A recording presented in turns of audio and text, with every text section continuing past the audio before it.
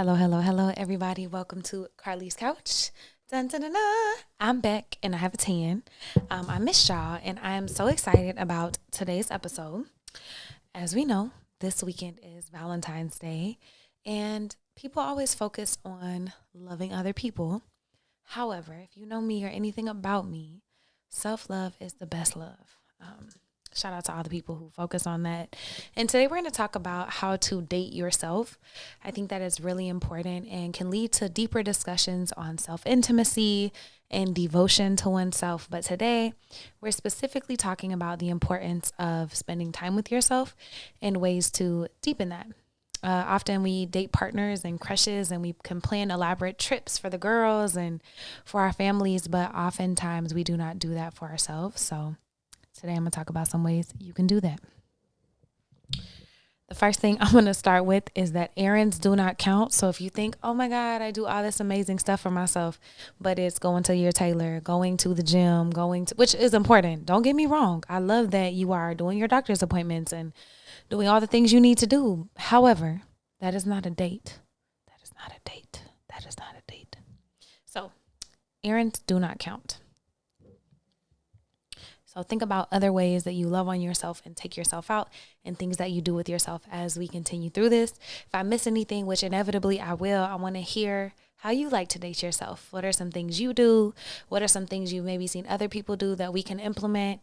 And let's just keep the conversation going on ways to get closer to ourselves and spend more time and just really enjoy dating ourselves, because everything flows from the relationship that we have with ourselves. So why not make that fun and beautiful and sexy and spicy and adventurous and all the things, again, that we do for partners or that we do to appear a certain way on social media. But how do we appear with ourselves? Okay. So some benefits and the importance of time alone is much in the same way how learning new things and doing new things with another person can strengthen y'all's intimacy and y'all's bond. Doing things with yourself that are new can also help you strengthen your bond with yourself. It helps you to build self-intimacy. I think it's so important to learn yourself in every new season and to know what you want, to know what you need, and recognize your own desires and how those might change, to even sit with yourself and reflect and recognize what you need in this season, because every season is so different. So really sitting with yourself and noticing what it is that you need. It also strengthens your sense of independence and can help you build confidence, because whenever you reflect, whenever you're able to process, whenever you're able to show up for yourself, that is the thing that helps build momentum and helps you build self-confidence. Like every time you do something that you say you're going to do, it helps you build momentum. Pushing yourself outside of your comfort zone is really important, because we all know that nothing grows in your comfort zone. And it shouldn't just be for other people that we're trying to grow and stretch ourselves. I feel like oftentimes it's not. Like I would say that most people listening to me are probably pushing yourself to grow, career-wise, financially, in relationships. You're trying to become vulnerable and, challenge your trauma and heal and process and grow. However, it's important to do this because it can also just help you spark creativity with yourself. Like anytime you are pushing yourself outside of your comfort zone with, maybe you're uncomfortable to go see a movie by yourself. Maybe you're uncomfortable to travel by yourself. Maybe you're uncomfortable to take yourself out on a date and look real sexy, but just be there for you. Like though, pushing past those barriers in our mind, whether we know they're there or not, helps us to grow and can really spark creativity in our lives. Taking intentional alone time will help you to recharge, reset your mind, unwind and relax without the pressure of another person. Literally, traveling by myself changed my whole life, and I will push anybody and challenge them to travel and do something for themselves, because it is such a beautiful thing when you recognize what you want to do without even considering another person. And I know if you're a parent, it's very different, but I hope in little ways or in big ways you're able to get outside of yourself and do things for you, because it is so important. And anything you do to enrich your life will enrich your child's life. Dating yourself will also help you to connect with who you are, teaching you things about yourself, more growth.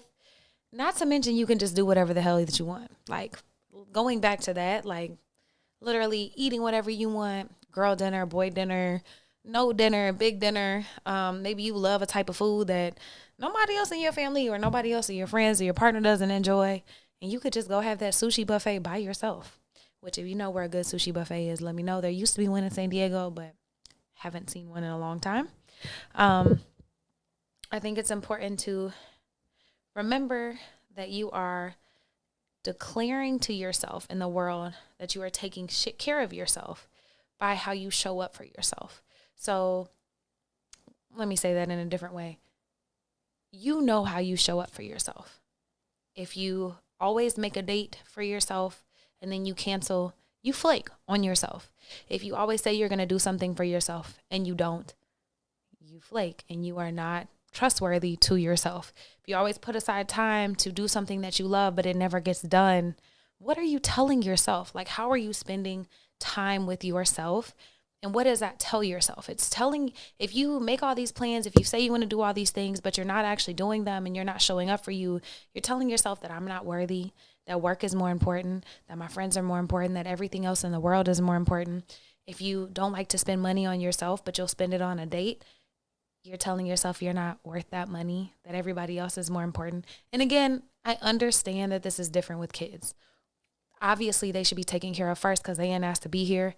And I hope and I'm glad that you're stepping up as an amazing parent. And still, your kids need to see you loving on yourself, taking time for yourself, and spending money and time on yourself where you can.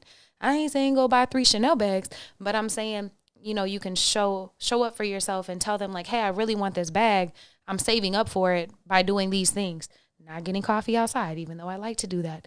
Not, you know, paying for this expensive trip. I'm going to do this instead. But making sure that you're demonstrating self-care, self-intimacy, self-love to your kids so that they can emulate that for themselves as they get older. So be generous with yourself. If you can do it for your crush or somebody that you love, you can do it for yourself because you are somebody that you love. And there's, I would say, 5 steps to make this pretty easy. You plan. I would start with the list. Think of all the things that you enjoy. What do you like to do? Like, I love to get coffee. I love to work out. I love to try new fitness classes. I love to try cooking classes. I like to try new adventures. I like to travel. I like to go different places. I like art. I like architecture. I like reading. I like books. I like sports. I like new experiences. I like challenges and puzzles. I like athletic things. I like animals. I kind of like everything, it sounds like, except for olives. And so I want you to take time to really sit and think about the things that you enjoy that don't have anything else to do with anybody. Like, do you want to try scuba diving? But you don't know anybody who scuba dives. What about surfing? What about something small like crocheting? Or maybe that's not small, not to, shit on y'all's yums. Not to yuck y'all's yums, excuse me. But like, if you don't know what you like, how can you do it? And so setting aside time, like, oh man, I really want to learn Spanish. That's really important to me. And then you can start looking up for meetups in your area where you can practice Spanish. You can start looking for tutors or apps. You can start talking to your friends and setting aside a coffee date once a week to practice your Spanish. But it really requires you to sit down and get to know what you want. And I recommend you do small goals all the way to big ones. Similar to Christina's list, Christina from Survivor, she had her 40 before 40. Hers was very time constrained, but yours just can be an array of things. Lexi had a list of all the things she wanted to learn how to do, and she makes time to make sure she gets to go do them. So plan a list, make a list of everything you want to try. The next thing you got to do is put it on your calendar.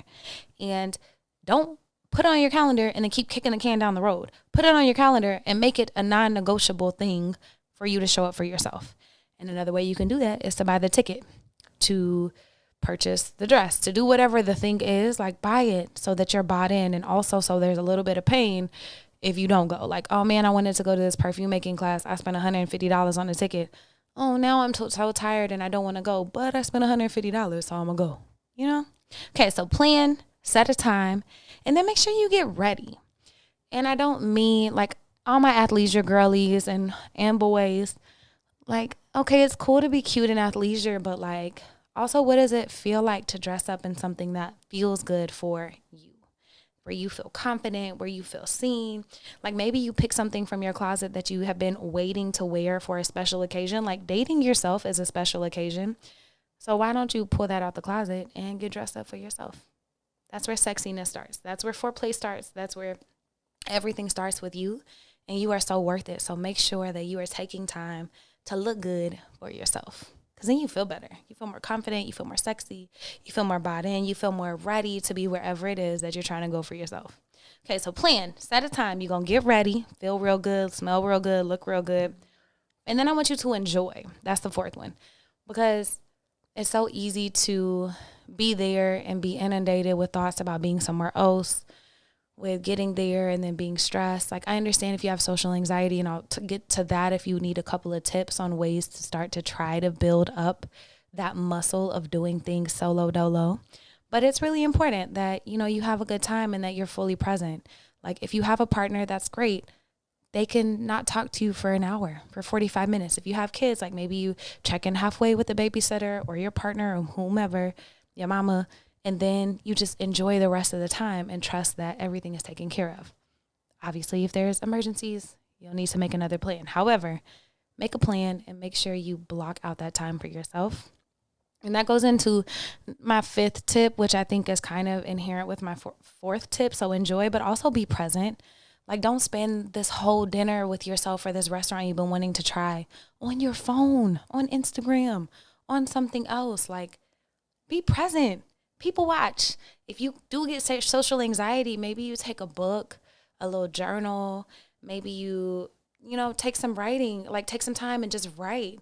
And if you feel very overwhelmed with these things that I'm saying, you can start small, like going to a coffee shop. You can start small. And maybe that's not small, but, smaller, like coffee shop with a book. Because then you can just relax and be in your own world. Then maybe the next time it's a coffee shop with a journal, which requires you to look around a little bit and be present. Then maybe the third time it's the coffee shop with nothing. And then you're able to upgrade to a restaurant. You can read a book, slowly sip a drink, take time to enjoy your delicious meal, to enjoy your delicious smells or the textures, whatever your class is. If you're painting or if you're doing pottery, like, how does it feel? How does it smell? What are you feeling? What are you enjoying? And trying to savor those moments with yourself, because they're so important. And then you can also take your time to chat with other people. If this is your server, if it's other people in the class, maybe you tried a new yoga class, which again, if you're already working out, I would challenge you to do something different or try a new class, a dance class, like a sensual dance class. Maybe you talk to some people in there. Maybe you talk to the instructor. But you do things that get you out of your comfort zone that can also pour into you. And then I recommend after all of that, you can reflect. Well, I always wanted to try salsa dancing. Wasn't really my thing. Maybe next time I'll try modern dancing, or I'll go try this ballet class that I saw on Groupon, or, actually I just want to paint. Or you tried drawing and you didn't like it. Like, whatever the thing is, make sure you reflect and think about what you did enjoy about the experience. Think about the physical sensations in your body. Think about what you saw, what you enjoyed, how you felt. Because we do that all the time when it comes to other dates. Like, we'll do a download with a friend. Oh, he was so cute. She smells so good, whatever. But it's like, we are the most important people in our lives, even if you have partners, even if you have kids. Because at the end of the day, you're the only person who has to go to sleep and be content and fulfilled with your life. And the best way to make your other relationships more fulfilled, more enjoyable, more rich, is to have a rich relationship with yourself. Yeah, so I hope that this week you are celebrating those people that you love, but also taking time to love on yourself first. Shout out to Katrina McGee with Loving on Me. February 13th was her day to love yourself first, called Loving on Me First. And then on the 14th, you can love on whoever you loving on.